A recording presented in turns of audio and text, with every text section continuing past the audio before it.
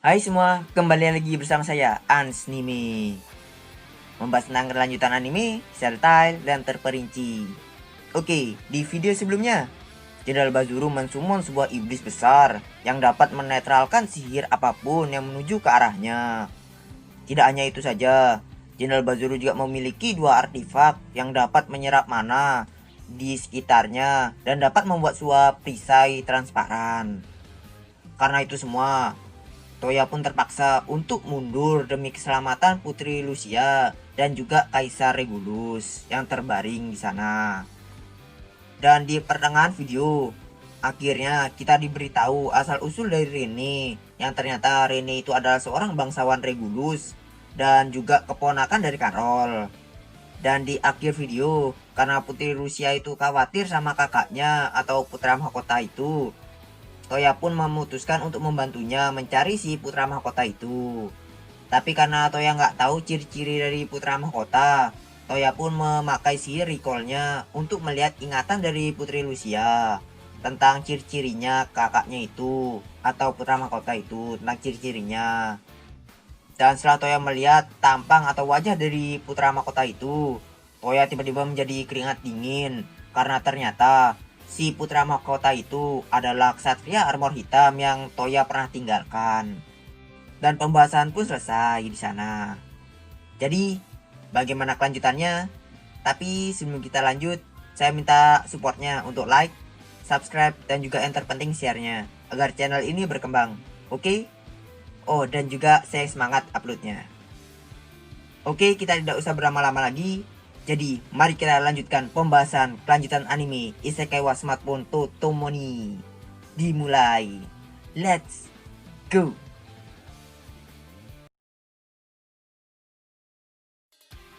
Tahu kalau kesatria armor hitam yang Toya selamatin dan ditinggalin itu adalah seorang putra mahkota kekaisaran Regulus. Toya panik dan dengan cepat-cepat Toya langsung cari tuh putra mahkota menggunakan HP-nya. Dan untung aja Toya berhasil menemukannya dengan keadaan baik-baik saja di sudut daerah barat ibu kota kekaisaran. Tapi ada yang aneh di sini. Setelah memberitahukan informasi putranya itu pada kaisar dan yang lainnya yang ada di ruangan itu sekarang, kaisar itu sangat lega karena anaknya itu akan baik-baik saja di wilayah itu yang dipimpin oleh komandan kesatria Remeleon. Dan komandan kesatria Remeleon ini adalah salah satu prajurit baju hitam. Jadi kan aneh aja kok kaisar malah lega gitu. Kaisar yang melihat Toya kebingungan langsung ketawa seakan dia itu sudah tahu apa yang Toya pikirkan. Dan Kaisar pun langsung menjawab itu. Kaisar bilang ke Toya kalau tidak semua prajurit itu adalah kacungnya si Jenderal Bazuru itu. Terutama komandan kesatria Remeleon itu. Dia itu adalah salah satu prajurit yang menentang ide dari Bazuru menggunakan pasukan iblis untuk perang. Maka dari itu Kaisar itu merasa lega. Toya pun akhirnya mengerti kalau tidak semua prajurit itu adalah kacungnya Bazuru. Setelah itu Toya pun memberitahukan kepada Kaisar kalau esok hari dia akan langsung memulai rencananya untuk menghentikan Jenderal Bazuru. Kaisar pun langsung mencoba untuk ngentiin si Toya karena jika dipikir lagi sama Kaisar, tindakan Toya ini yang mau melawan Jenderal Bazuru tanpa pasukan yang banyak gitu sangatlah mustahil atau gegabah.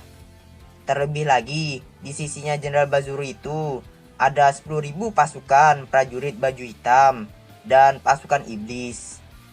Dan emang benar pemikiran Kaisar itu. Tapi jika itu untuk orang normal aja, beda sama Toya yang udah kelewatan normal. Jadi pemikiran seperti itu tuh untuk Toya itu harus dibuang aja lah. Jadi maka dari itu, Toya itu menenangkan Kaisar dan berjanji kepadanya dia itu pasti akan menang. Dan lagi Toya itu tidak bekerja sendiri karena Toya punya teman-teman atau tunangan-tunangan lah yang akan membantunya dalam rencana ini. Setelah mendengar itu Kaisar pun mau nggak mau gitu setuju. Tapi sebagai gantinya Kaisar meminta kepada Toya untuk membawanya juga. Kaisar mau melihat semuanya hingga akhir karena hanya itu saja yang bisa dia lakukan sebagai Kaisar Regulus. Toya bisa saja menyetujui itu. dengan syarat kaisar nggak boleh ada di garis depan. Tapi walaupun begitu, tetap aja ini masih akan berbahaya meninggalkan kaisar tanpa ada penjagaan. Raja Belfast pun mengusulkan pada Toya untuk membawa beberapa kesatria Belfast untuk menjaga dan menemani kaisar besok. Tapi sebagai gantinya, Toya juga harus mengajaknya juga. Raja Belfast ingin ikut juga karena dia itu mau lihat caranya bertarung si Toya itu. Toya pun menyetujui usulan raja itu, dan dengan begitu semuanya pun telah diputuskan atau telah disetujui. Setelah semuanya selesai, Toya langsung membuka gate-nya untuk mengirim Raja Belfast pulang. Setelah Raja Belfast pulang, Toya keluar dari kamarnya Kaisar Regulus. Lalu Toya pergi ke teras dan memanggil Kohaku, Kukuyo, dan Sanggu untuk menanyakan sesuatu tentang sihir pemanggilan pada mereka. Apakah seseorang bisa dengan bebas memerintahkan makhluk yang rasnya itu lebih rendah daripada makhluk yang dimiliki orang itu saat ini tanpa tes? Kayak Kohaku yang nyuruh Toya itu nyalurin mana kepada Kohaku, dan kayak Kukuyo dan Sanggu itu yang nyuruh Toya itu duel di animenya itu. Kohaku, Kukuyo, dan Sanggu pun menjawab iya, apalagi jika orang itu adalah Toya yang berhasil membuat kontrak sama makhluk kelas tinggi atau ras tinggi seperti Kohaku, Kukuyo, dan Sanggu. Toya bisa memanggil makhluk dengan ras yang sama seperti mereka bertiga dengan kelas atau ras yang lebih rendah daripada mereka bertiga dengan bebas. Contohnya seperti makhluk buas berkaki 4, makhluk bertempurung, dan makhluk bersisik. Jadi selama makhluk itu adalah makhluk seperti itu dan ras atau kelas mereka itu lebih rendah daripada Kohaku, Kukuyo, dan Sanggu, Toya bisa dengan bebas memanggil mereka sebanyak yang Toya mau. Dan pastinya Toya juga harus memberikan mereka semua nama agar mereka itu akan benar-benar tunduk pada Toya. Setelah udah tahu itu, Toya langsung mencobanya dan berhasil memanggil banyak makhluk yang langsung Toya kontrak dan memberikan semuanya itu nama. Setelah selesai, Toya pun langsung tidur. Kemudian di keesokan paginya, di jam 8, Toya dan yang lainnya pun berangkat ke ibu kota Kekaisaran Regulus di salah satu atap rumah. Toya maunya langsung ke istana. Tapi seperti yang sudah Toya duga, di sekeliling istana sudah dipasangi oleh penghalang anti sihir teleportasi yang menyebabkan Toya itu tidak bisa berpindah ke istana menggunakan gate saat ini. Dan untuk siapa aja yang ikut saat ini, itu ada Toya, Ilse, Linse, Yumina, Yae, Kohaku, Kukuyo, Sanggu, Kaisar Regulus, Raja Belfast, Jenderal Leon, Wakil Jenderal Neil, 10 prajurit Belfast, pasukan kesatria, dan orang yang sebenarnya nggak mau Toya bawa tapi dengan beberapa alasan tetap ikut, yaitu Lu dan dengan pengawalnya Carol. Toya juga tidak menutup gate-nya yang ada di belakangnya saat ini untuk jaga-jaga. Jika musuh sampai ke tempat kaisar dan raja ini, semua orang yang ada di sini atau di sekitar sini itu bisa langsung evakuasi ke dalam gate. Dan gate itu juga sudah Toya program akan tertutup sendiri selama 1 menit jika ada yang melewatinya. Dan setelah persiapan tadi semua itu selesai, Toya langsung memulai rencananya dengan diawali dengan pemutaran video di langit-langit ibu kota Kekaisaran Regulus. Sebuah layar besar tiba-tiba muncul di langit-langit ibu kota. Lalu kemudian di layar itu muncullah sebuah gambar dan lagu yang sangat keras dari layar itu yang menyebabkan semua orang di ibu kota itu memperhatikan layar itu. Lagu itu adalah lagu yang berjudul Rite of the Valkyrie. Dan inilah lagunya.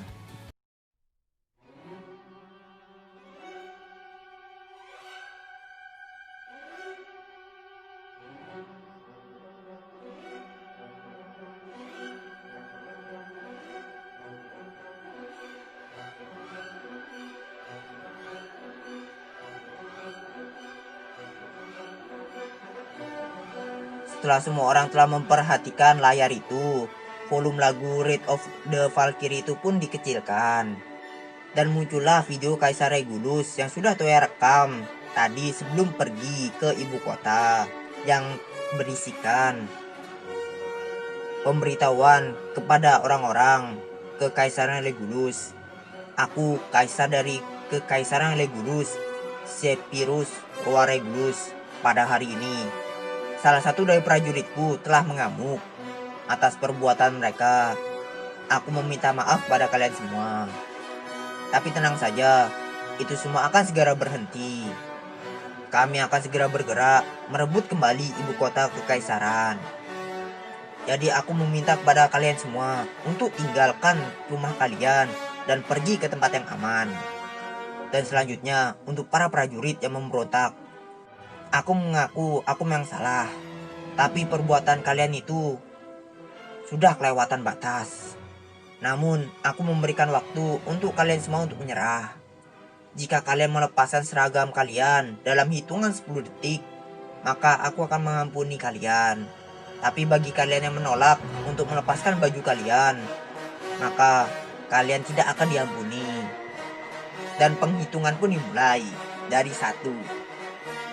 Bukan dari 0, dari 1. Kaisar Randu yang melihat videonya itu, dia itu kebingungan. Karena ini pertama kalinya bagi mereka itu melihat layar itu dan video-video itu dan suara-suara itu. Beberapa detik pun telah berlalu. Layar yang tadinya memunculkan video rekaman dari Kaisar Regulus sekarang telah berubah menunjukkan kondisi para prajurit baju hitam saat ini. Yang satu demi satu itu mulai berkurang mengikuti perintah dari Kaisar. Dan hingga akhirnya penghitungan pun selesai. Setelah penghitungan selesai, video pun beralih lagi ke videonya Kaisar yang memberikan sinyal untuk melawan para pasukan prajurit baju hitam itu yang nggak mau menyerah. Setelah selesai, video pun berganti lagi dengan lagu Like Calvary dengan volume yang sangat keras.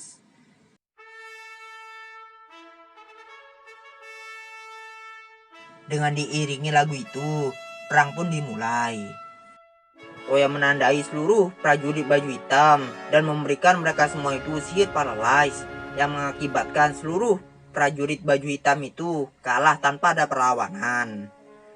Setelah berhasil menjatuhkan seluruh pasukan prajurit baju hitam dari istana, Yai melihat pasukan iblis telah bergerak dan langsung memberitahukannya kepada Toya. Iblis-iblis itu sangat banyak. Ada yang muncul dari tanah dan ada yang muncul dari langit. Toya menaruh HP-nya dan mulai memanggil monster summoner yang Toya kontrak tadi malam.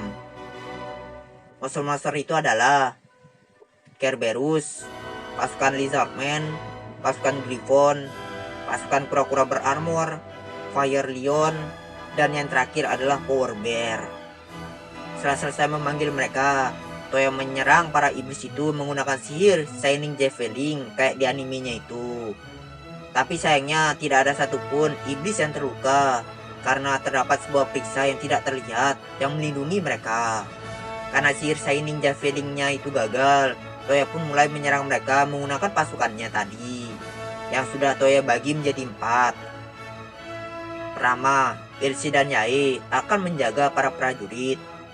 Kedua, Yumina dan Lindsay akan bersiaga bersama Cerberus sambil menyerang iblis yang mendekat. Ketiga, Kohaku, Kokuyu, dan Sanggu akan memimpin makhluk-makhluk summoner lainnya untuk menyerang para iblis. Sedangkan Toya, dia akan langsung menerobos maju untuk mengalahkan Jenderal Bazuru dan iblisnya. Dan dengan begitu, mereka pun langsung berpencar. Elsie, Yae, Kokuyu, Sanggu berserta dengan pasukan darat berlari menuju ke daerah perkotaan. Sedangkan Toya, Kohaku melompat dari atap ke atap, didampingi oleh pasukan Griffon yang terbang di sebelah mereka. Dan tidak butuh waktu lama, Toya langsung disambut oleh pasukan iblis terbang. Toya menyuruh para Griffon untuk berpencar dan mengincar sayap-sayap mereka. Sedangkan untuk Toya, dengan sangat semangat, dia mengambil pedang Mithril besar dengan lebar 40 cm dan panjang 2 meter. Dengan ditambah dengan sihir gravity untuk meringankan pedang itu dan sihir boost, Toya loncat dari atap ke atas iblis terbang itu. Dan setelah mendekat, Toya langsung mengayunkan pedangnya itu sambil menaikkan beratnya menggunakan sihir gravity, sehingga iblis itu terbelah menjadi dua. Setelah berhasil menebas iblis itu, Toya langsung mengembalikan beratnya lagi seperti semula. Dan Toya pun terus melakukan itu beberapa kali, hingga akhirnya Toya itu menyerahkan iblis-iblis itu kepada Kohaku dan pergi menuju ke istana. Toya melompati benteng istana dan menembaki kaki-kaki para prajurit yang menjaga di dalam istana. Di dalam istana, Toya tidak hanya berhadapan dengan para prajurit, tapi Toya juga berhadapan dengan Raja Iblis yang memimpin dan memberikan mana kepada iblis-iblis. Yang biasa, Raja Iblis ini terus menembaki Toya dengan sinar-sinar laser yang panas dari kedua matanya.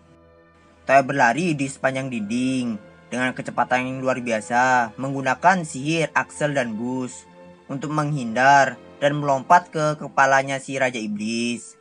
Sesampainya di atas kepala Raja Iblis, Toya mengambil pedang misrilnya lagi dan mengayunkannya ke kepala Raja Iblis itu sambil meningkatkan beratnya menjadi sangat berat, yang mengakibatkan tubuh Raja Iblis yang besar itu terjatuh ke tanah dengan kepala yang menyentuh tanah duluan.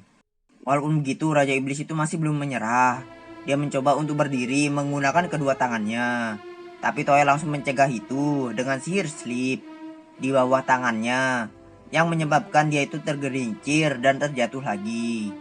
Setelah terjatuh itu, Toya itu menggunakan pedangnya lagi dan berhasil memotong kedua sayap Raja Iblis itu. Raja Iblis berteriak kesakitan dan Toya pun mengakhirinya dengan peluru selip abadi di bawah kakinya si Raja Iblis itu. Yang kemudian Toya langsung tinggalkan si Raja Iblis itu yang terus-terusan jatuh ke balkon istana. Di balkon itu sudah ada Jenderal Bazuru yang sangat pucat melihat Toya yang berhasil mengalahkan Raja Iblis. Jenderal Bazuru bertanya kepada Toya, siapa Toya itu? Bagaimana Toya bisa mengalahkan iblis tingkat tinggi seorang diri? Toya pun dengan polosnya jawab, meski begitu aku sudah mengalahkannya tuh. Jenderal Bazuru yang mendengar jawaban Toya yang polos itu mulai ketawa layaknya seperti orang gila.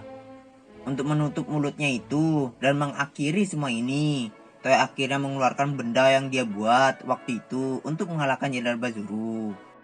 Benda itu adalah sebuah kotak atau kubus yang di setiap sisinya itu besarnya itu 3 meter dan transparan layaknya seperti kaca. Di dalam kotak itu terlihat dengan jelas slime yang warnanya itu agak berbeda dengan slime-slime pada umumnya. Slime itu tidak beracun ataupun berbahaya. Jenderal Bazuru bertanya pada Toya, apaan itu? Toya pun dengan riangnya menjawab, kalau itu disebut chemical slime. Slime yang sangat berguna karena bisa membersihkan air. Tapi slime ini memiliki kekurangan, yang mana jika mereka mati, maka 1 jam ke depannya tubuh slime itu akan membusuk dan akan mengeluarkan bau yang sangat luar biasa busuknya selama 2 jam. Sampai sini kalian tahulah apa yang mau dilakuin Toya ini. Setelah selesai menjelaskan kepada Jenderal Bazuru itu, Toya langsung membuka gate-nya di bawah kakinya Jenderal Bazuru dan mengirimkannya langsung ke dalam kotak yang berisikan bangkai chemical slime. Pas Jenderal Bazuru sudah di dalam, saking baunya si bangkai chemical slime itu, muka Jenderal Bazuru itu langsung pucat. Bahkan Jenderal Bazuru itu sampai teriak-teriak dan mencoba untuk menghancurkan salah satu sisi kotak menggunakan sihir. Tapi karena bau busuk dari chemical slime itu, Jenderal Bazuru jadi nggak bisa fokus atau konsen, yang menyebabkan serangan sihirnya itu kemana-mana atau nggak tepat sasaran. Jenderal Bazuru pun akhirnya menyerah untuk menghancurkan sisi kotak dan memilih untuk duduk di sudut kotak tak bergerak untuk menghindari bau busuk dari chemical slime. Tapi sayangnya itu juga tidak berguna karena di dalam kotak itu tidak ada apapun kecuali bau busuk bangkai chemical slime dan Jenderal Bazuru itu sendiri. Jenderal Bazuru mulai benar-benar kesiksa sama bau busuk itu. Dia perlahan mulai melemah dan akhirnya tidak bisa mempertahankan fokusnya lagi. Dan Jenderal Bazuru pun akhirnya terjatuh pingsan dengan mata yang berputar ke belakang. Karena Jenderal Bazuru sudah pingsan, Toya pun langsung membawanya keluar. Tapi seketika setelah Toya mengeluarkan Jenderal Bazuru, dia langsung mencium bau busuk dari Jenderal Bazuru.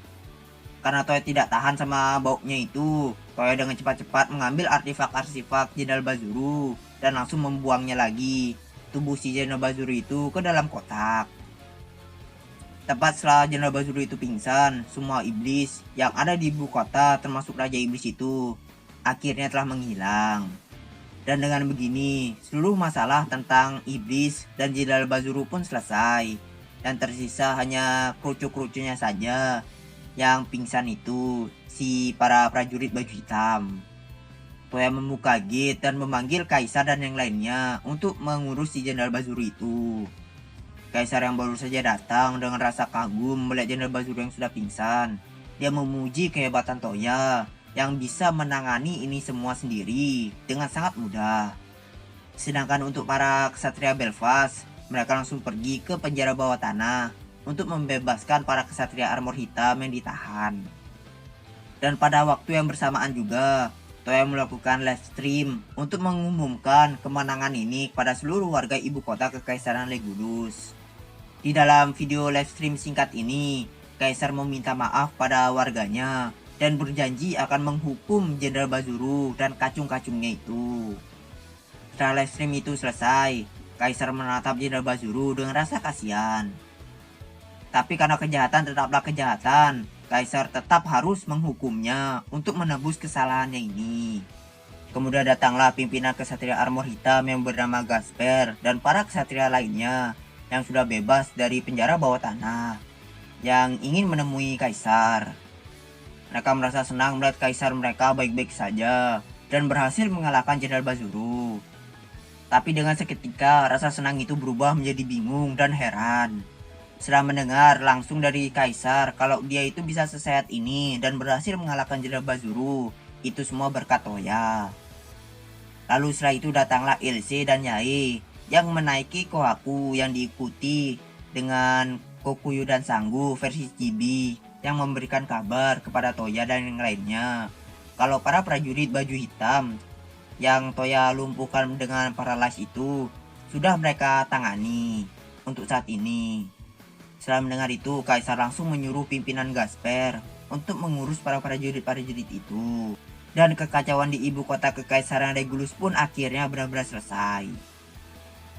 Setelah semua prajurit yang nggak mau menyerah itu telah ditangkap, mereka langsung dijebloskan ke penjara. Sekaligus mereka semua itu juga dipecat dari kemiliteran. Mereka juga diusir dari ibu kota Kekaisaran dan dikirim ke kota-kota atau desa di Kekaisaran Legolas.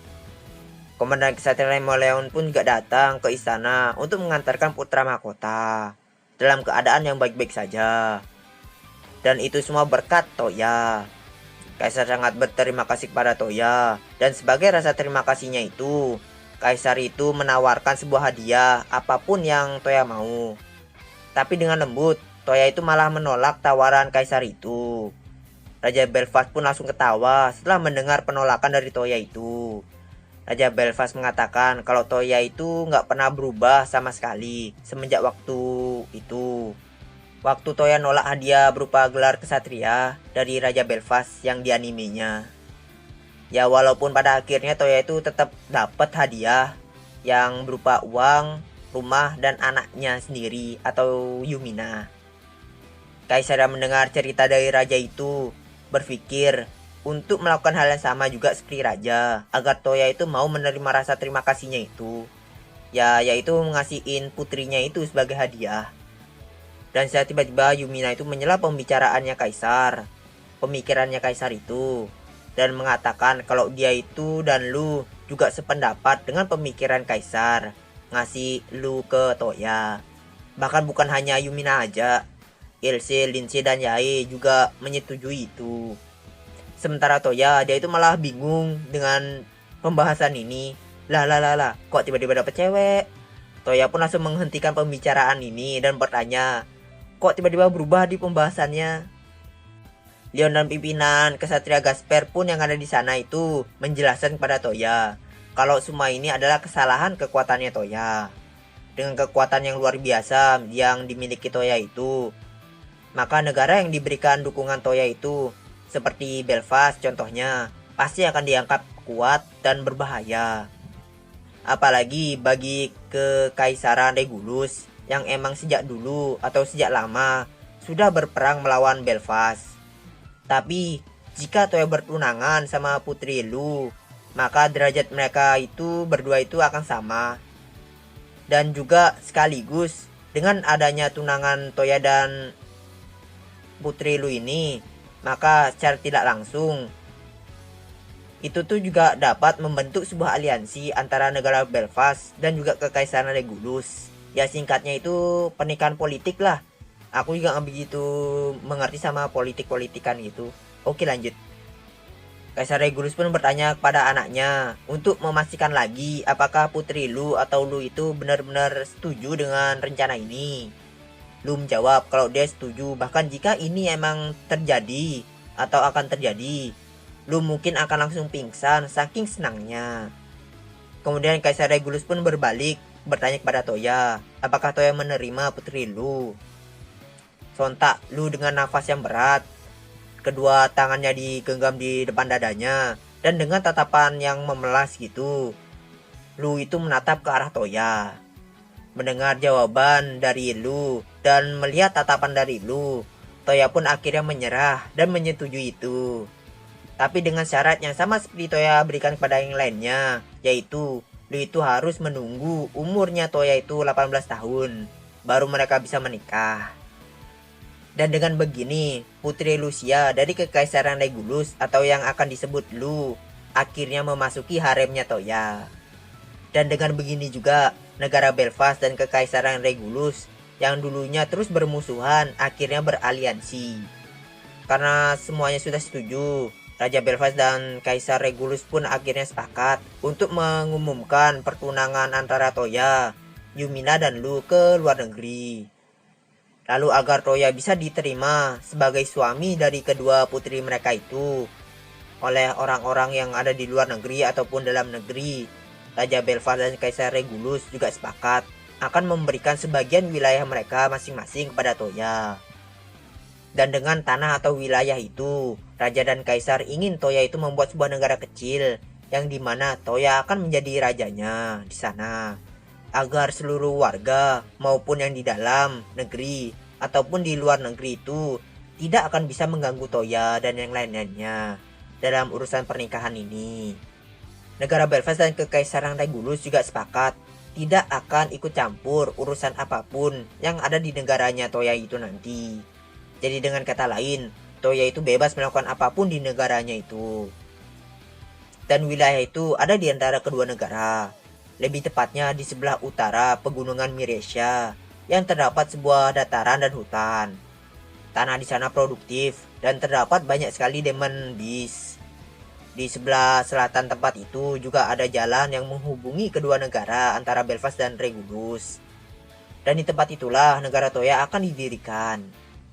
Mendapatkan gelar itu secara tiba-tiba, sontak pada awalnya Toya itu kaget dan sempat nolak gitu. Apalagi tempatnya itu banyak Demon Beast-nya, siapa yang nggak nolak gitu. Tapi setelah diancam dan dibujuk sama Kaisar dan Raja, dan setelah Toya pikir-pikir lagi, kalau dia itu memang membutuhkan gelar Raja itu agar dapat menikah sama Yumina dan Lu itu tanpa hambatan, Toya pun mau nggak mau akhirnya menerima gelar itu. Ilse dan Yae pun merasa takjub dengan tunangannya mereka itu yang secara resmi saat ini telah menjadi seorang raja. Sedangkan Lindsay, dia langsung bertanya kepada Toya mau memberikan nama apa pada negaranya itu. Yumina pun memberikan pendapat kepada Toya untuk memberikan nama negaranya itu Brunhild Dukedom. Karena Brunhild itu adalah nama yang bagus, nama dari gadis pahlawan negara Jerman. Toya pun menyetujui nama itu. Kemudian Toya pun memutuskan untuk mengecek luas dari tanah atau wilayahnya itu menggunakan HP-nya. Dan setelah dicek ternyata luas dari wilayahnya itu adalah 410 km persegi atau 2/3 dari luas wilayah Tokyo. Itu sangatlah besar. Lalu setelah selesai mengecek luasnya itu, Toya memutuskan untuk mengecek langsung ke TKP yang ditemani oleh tunangan-tunangan tercintanya itu. Saat sampai di wilayahnya itu, Toya dan tunangannya itu hanya dapat melihat pemandangan dari padang rumput, hutan, bukit, gunung, dan juga sungai. Kemudian Toya mengeluarkan HP-nya dan mencari Demon Beast yang berbahaya yang ada di sekitar wilayahnya itu untuk dibasmi.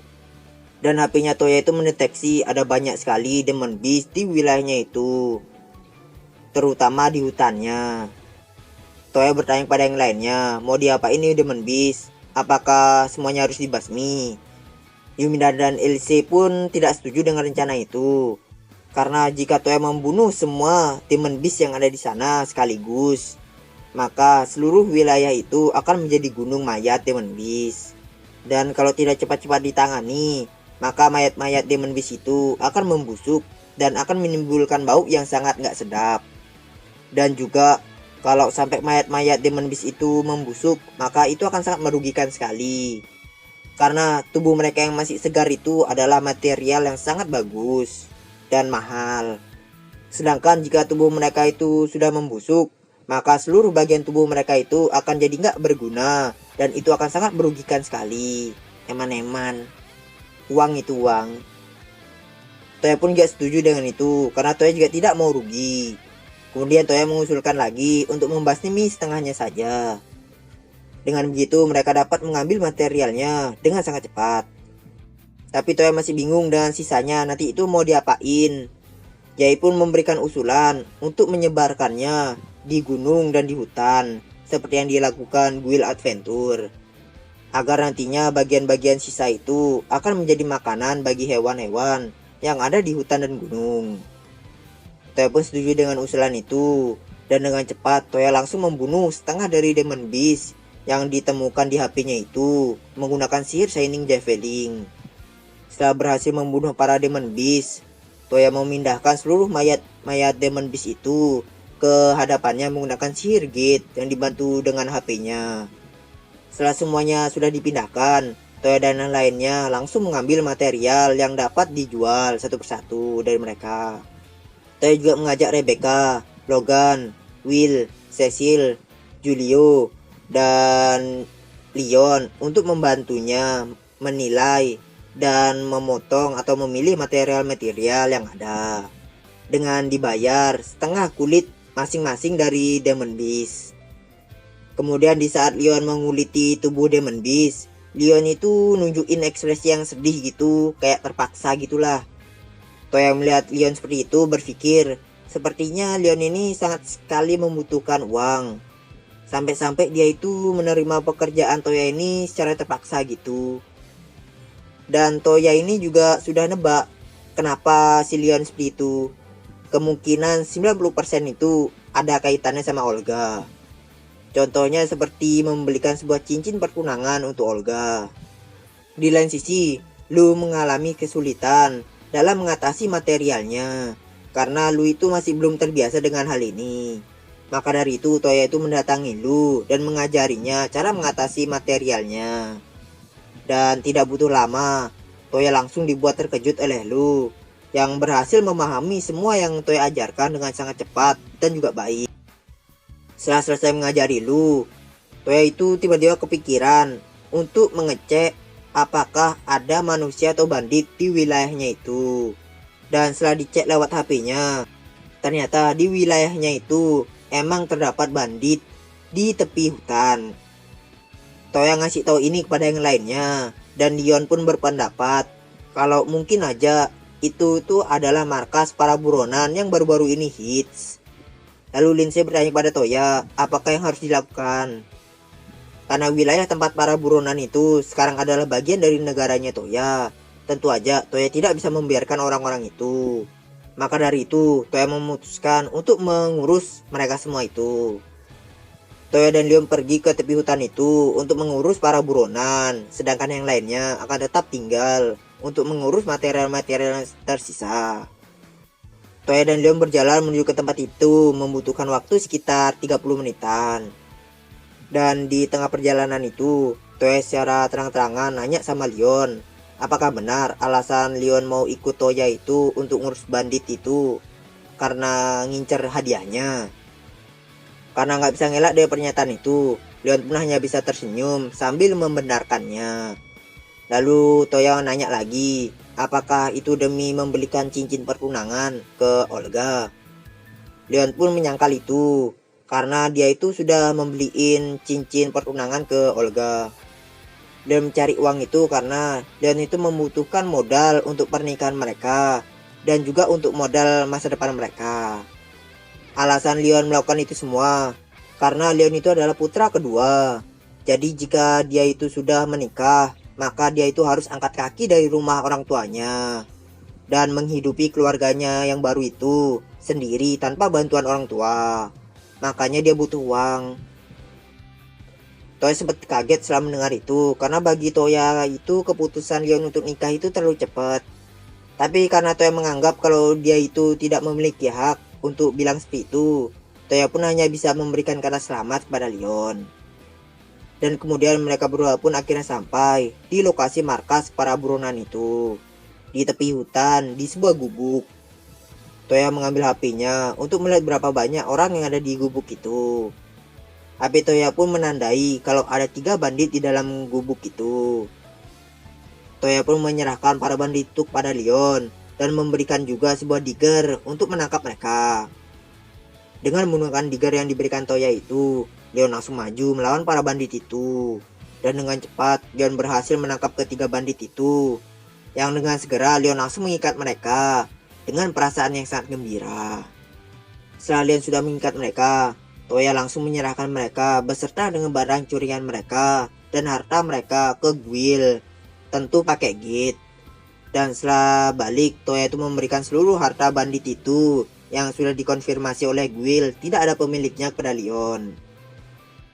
Catatan, setiap penangkapan pencuri atau buronan, maka seluruh barang milik pencuri itu akan diperiksa dulu oleh Guil. Dan jika di antara barang-barang itu ada yang punya gitu, maka barang itu akan dikembalikan sama yang punya. Sedangkan barang-barang yang nggak ada yang punya dan barang pribadi milik pencuri, maka barang-barang itu akan diberikan ke si penangkap. Oke, lanjut. Sebelum Toya dan Leon balik ke tempat yang lainnya, Toya menghancurkan markas atau gubuk para bandit itu tadi menggunakan sihir graffiti agar tidak ada lagi orang-orang aneh yang akan tinggal di sana. Dan ketika mereka berdua itu telah kembali ke tempat yang lainnya, hampir seluruh material ternyata telah selesai dinilai dan dibagi-bagikan. Toya mengambil beberapa kantong di storage-nya dan memberikan nama-nama di setiap kantongnya untuk membedakannya. Setelah semuanya selesai, Toya menaruh semua kantung-kantung itu di storage-nya lagi. Dan mereka semua pun pergi ke Guil menggunakan gate untuk menukarkan material tadi.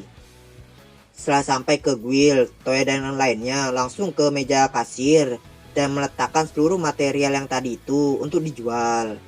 Sementara anggota Guil menghitung material-material milik Toya dan yang lainnya itu, Toya mengajak Lu ke meja resepsionis untuk mendaftarkannya menjadi adventur. Dan di sini Lu itu mendaftarkan dirinya sebagai pengguna 2 pedang atau Nitoryu. Selagi Lu mendaftarkan dirinya itu, Prim yang juga ada di meja resepsionis bertanya kepada Toya, apakah benar Toya itu telah menghentikan para pemberontak di Kekaisaran Regulus. Toya pun menjawab iya, tapi tidak sendiri. Prim yang mendengar itu benar-benar merasa kagum dan takjub pada Toya. Setelah selesai mengagumi Toya, Prim meminta Toya untuk menyerahkan guild card-nya. Dan setelah mendapatkan guild card-nya Toya, Prim langsung memberikan cap gelar Demon Killer kepada Toya.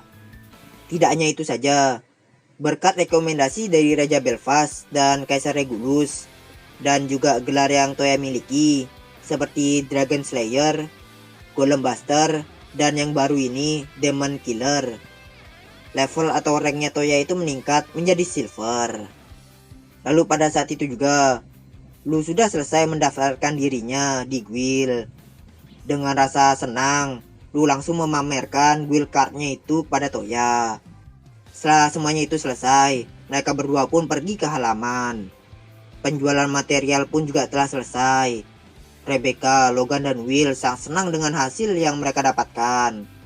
Begitu juga dengan Cecil dan Julio.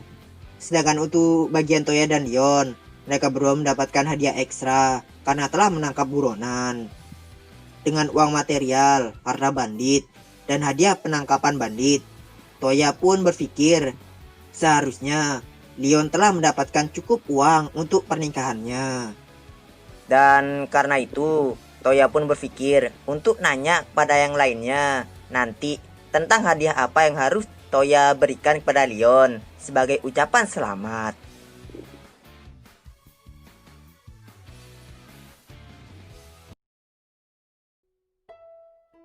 Oke, terima kasih karena telah menonton video saya. Jika ada salah kata atau informasi, mohon dimaafkan. Dan jangan lupa di supportnya juga ya channel ini. Oke, sekian dulu dari saya. Saya pamit undur diri dulu. See you next video and